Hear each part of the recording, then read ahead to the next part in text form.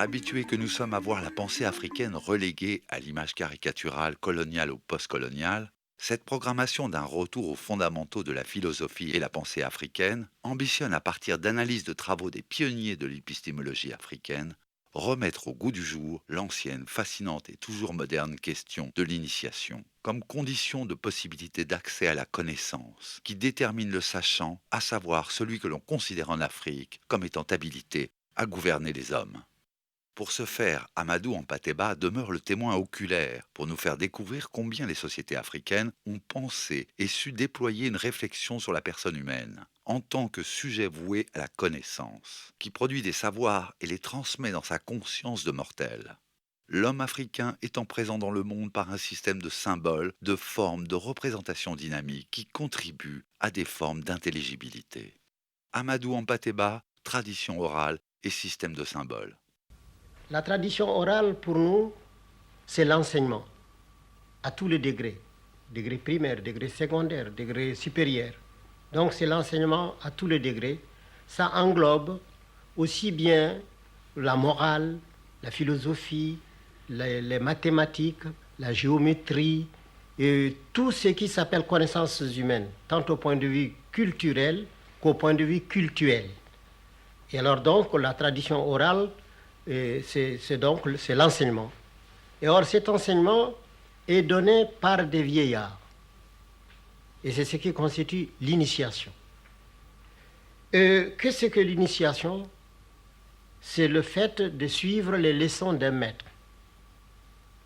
Mais ça englobe toute la vie, toute la nature. Parce que pour nous, on dit, il y a les êtres immobiles et non vivants. Il y a le vivant immobile et il y a le vivant mobile. Ici, le mot vieillard, ce n'est pas celui qui a un grand âge, c'est celui qui connaît. Alors donc, vous avez des vieillards de 20 ans et vous avez des enfants de 72 ans. Alors donc, c'est une question de savoir. Le mot ce n'est pas la question, mais c'est le savoir. Le vieillard est un homme qui connaît. Il ne faut pas seulement croire que ça veut dire absolument le vieillard en âge. Mais comme ce sont les vieillards en âge qui, généralement, ont le plus vécu, ont le mieux vu, et alors ils sont considérés comme les grands initiateurs. Et l'enseignement, ces leçons de morale sont données sous forme de contes, voilà, sous forme des anecdotes, sous forme de maximes. Et voyez-vous, quand j'ai entendu des prêtres prêcher ou lire quelques passages de l'Évangile, ou bien quand j'ai vu quelques passages de paraboles de la Bible, et j'ai vu que l'Africain est encore plus parabolique.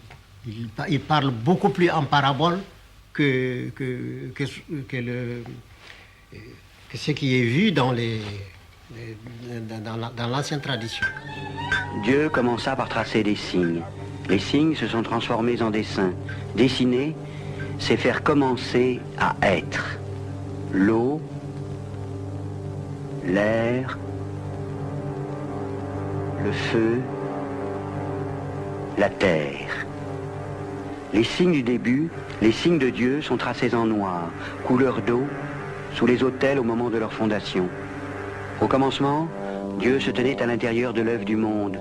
Il était comme un mouvement tournoyant. Une graine se déposa, minuscule, invisible, au centre. La graine éclata et la parole de Dieu s'y enroula.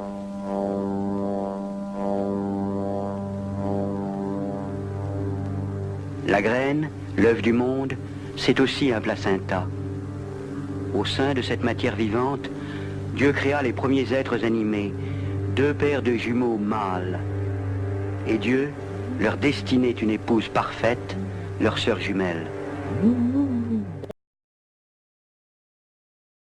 Pour moi, il y a 2 sous-développements. Il y a le sous-développement matériel et il y a le sous-développement aussi intellectuel. Parce qu'un homme qui rompt avec sa tradition pour adopter la tradition, totalement la tradition d'un autre, pour moi, il est sous-développé, ethniquement parlant. puisque c'est le bonhomme qui va emprunter la charrue de quelqu'un et qui va travailler dans le jardin d'un autre. Alors, je comprends qu'il ait prêté la charrue de quelqu'un, mais qu'il vienne labourer la terre de son père. Ce serait beaucoup plus profitable pour lui. Et alors donc, il y a le sous-développement matériel et le sous-développement culturel. Et or, l'Afrique n'est pas culturellement sous-développée, mais elle n'a pas eu le moyen de s'exprimer.